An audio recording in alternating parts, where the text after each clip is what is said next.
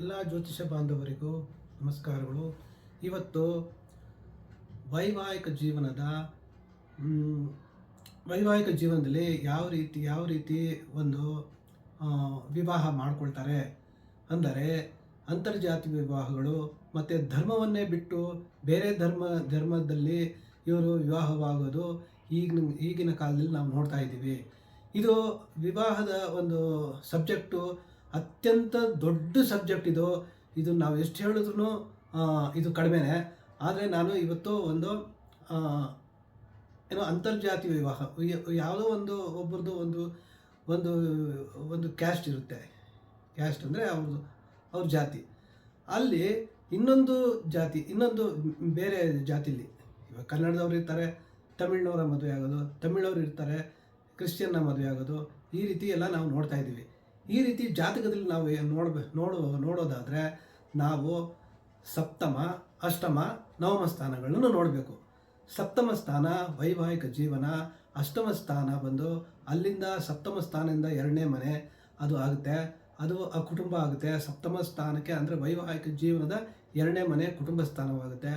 ಅಲ್ಲಿಂದ ನವಮ ಸ್ಥಾನ ಧರ್ಮಸ್ಥಾನವಾಗುತ್ತೆ.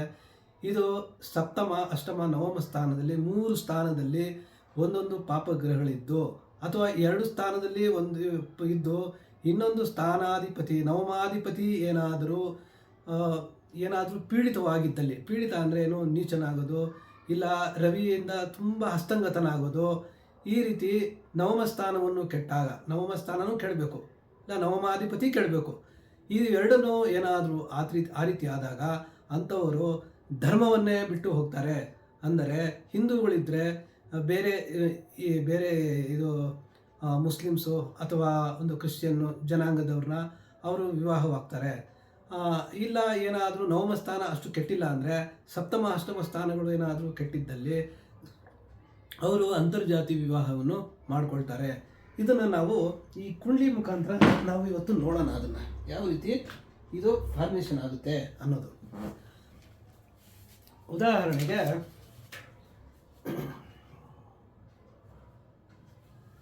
ಉದಾಹರಣೆಗೆ ನಾವು ಮೇಷ ಲಗ್ನವನ್ನು ತಗೊಳ್ಳೋಣ. ಲಗ್ನದಲ್ಲೇ ಕೇತು ಇದ್ದು ಸಪ್ತಮದಲ್ಲಿ ರಾಹು ಇರ್ತಾನೆ. ಈ ಸಪ್ತಮದಲ್ಲಿ ರಾಹು ಇರೋದು ಪಾಪಗ್ರಹವನ್ನು, ಸಪ್ತಮಾಧಿಪತಿ ಯಾರು, ಇಲ್ಲಿ ಸಪ್ತಮಾಧಿಪತಿ ಶುಕ್ರ ಆಗ್ತಾನೆ. ಅವನು ದುಸ್ಥಾನಕ್ಕೆ ಹೋಗೋದು. ದುಸ್ಥಾನ ಅಂದರೆ ಏನು, 8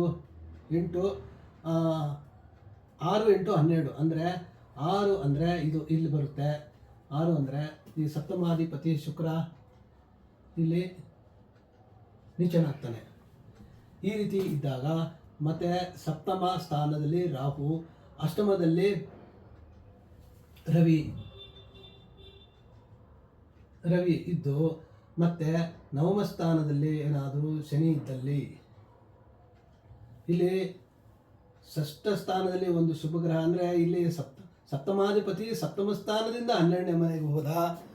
ಆಮೇಲೆ ಸಪ್ತಮದಲ್ಲಿ ರಾಹು ಬಂದ. ಸಪ್ತಮದಿಂದ ನಾವು ಎಣಿಸ್ಕೊಂಡು ಹೋದರೆ ನೋಡ್ಕೊಂಡು ಹೋದರೆ ಸಪ್ತಮದಲ್ಲಿ ರಾಹು, ಅಷ್ಟಮದಲ್ಲಿ ರವಿ, ನವಮದಲ್ಲಿ ಶನಿ, ಈ 3 ಧರ್ಮಸ್ಥಾನ. ಇದು ನಾವು ನವಮ ಸ್ಥಾನವನ್ನು ಧರ್ಮಸ್ಥಾನ ಅಂತ ಹೇಳ್ತೀವಿ. ಆ ಧರ್ಮಾಧಿಪತಿ ಯಾರು, ಗುರು.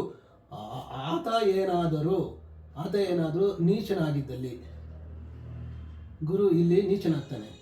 ಇಲ್ಲಿ ನೀಚನಾದರೆ ಅಲ್ಲಿ ಈ ದುರ್ಯೋಗ ಈ ಜಾತಕರಿಗೆ ಬಂದ್ಬಿಡುತ್ತೆ.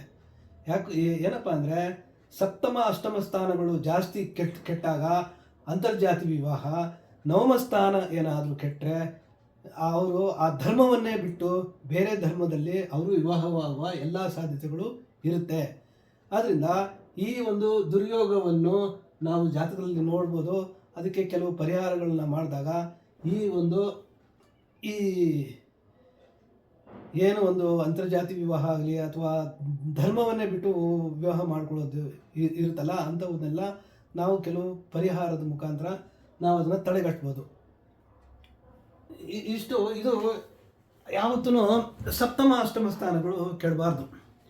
ಸಪ್ತಮ ಅಷ್ಟಮ ಸ್ಥಾನದಲ್ಲಿ ಒಂದೊಂದು ಪಾಪಗ್ರಹಗಳಿದ್ದು, ಸಪ್ತಮ ಅಷ್ಟಮಕ್ಕೆ ಇನ್ನೂ ಒಂದೊಂದು ಪಾಪಗ್ರಹಗಳ ದೃಷ್ಟಿ ಬಿದ್ದಾಗೂ ಸಹ ಅದು ಆ ರೀತಿ ಬಂದ್ಬಿಡುತ್ತೆ. ಸಪ್ತಮ ಸ್ಥಾನಕ್ಕೆ ಎಸ್ಪೆಷಲಿ ಸಪ್ತಮದಲ್ಲಿ ಕುಜ ಇರೋದು ಅಥವಾ ಅಷ್ಟಮದಲ್ಲಿ ಕುಜ ಇರೋದು, ಆ ಸಪ್ತಮ ಅಷ್ಟಮಕ್ಕೆ ಕುಜ ಇರೋ ಜಾಗದಲ್ಲಿ ಅವ್ರಿಗೆ ರಾಹುವಿನ ದೃಷ್ಟಿ ಅಥವಾ ಶನಿಯ ದೃಷ್ಟಿಗಳು ಬಿದ್ದಾಗೂ ಈ ರೀತಿ ಫಲಾಫಲಗಳು ಬರುತ್ತೆ. ಇನ್ನೊಂದು ಏನಪ್ಪ ಅಂದರೆ, ಈ ಒಂದು ಯಾವುದೇ ಒಂದು ಒಂದು ಬೇರೆ ಅಂತರ್ಜಾತಿ ವಿವಾಹ ಆಗಲಿ ಅಥವಾ ಧರ್ಮನ ಬಿಟ್ಟು ವಿವಾಹ ಆಗಬೇಕಂದ್ರೆ ಲಗ್ನಾಧಿಪತಿ ಬಲಿಷ್ಠ ಆಗಿರಬೇಕು. ಇನ್ನೊಂದು ಪಂಚಮಾಧಿಪತಿ ಸಪ್ತಮಾಧಿಪತಿ ಪಂಚಮದಲ್ಲಿ ಬಂದಾಗೂ ಈ ಒಂದು ಯೋಗಗಳು ಜಾತಕನಿಗೆ ಬರುತ್ತೆ. ಇದೆಲ್ಲ ನಾವು ಕುಂಡಲಿ ಮುಖಾಂತರ ನೋಡಿ ಅವರು ಜಾತಕವನ್ನು ತೋರಿಸಿದಾಗ ಅಲ್ಲಿ ಏನಾದರೂ ಆ ತೊಂದರೆಗಳಿದ್ದಲ್ಲಿ ಅದನ್ನು ಮಂತ್ರಗಳ ಮುಖಾಂತರ ಅಥವಾ ಗ್ರಹಗಳಿಗೆ ಶಾಂತಿ ಕೊಡುವಂಥ ಮುಖಾಂತರ ಈ ಒಂದು ದುರ್ಯೋಗದ ಪ್ರಮಾಣವನ್ನು ಕಡಿಮೆ ಮಾಡಬಹುದು ಅಂತ ಹೇಳ್ತಾ, ಈ ಒಂದು ವಿಡಿಯೋವನ್ನು ನೀವು ನೋಡಿ ನಿಮಗೆ ಇಷ್ಟ ಆಗಿದ್ದಲ್ಲಿ ಶೇರ್ ಮಾಡಿ, ಸಬ್ಸ್ಕ್ರೈಬ್ ಮಾಡಿ, ಲೈಕ್ ಮಾಡಿ ಅಂತ ಹೇಳ್ತಾ ನಾನು ಈ ವಿಡಿಯೋನ ಮುಗಿಸ್ತಾ ಇದ್ದೀನಿ. ಜೈ ಶ್ರೀ ಕೃಷ್ಣ.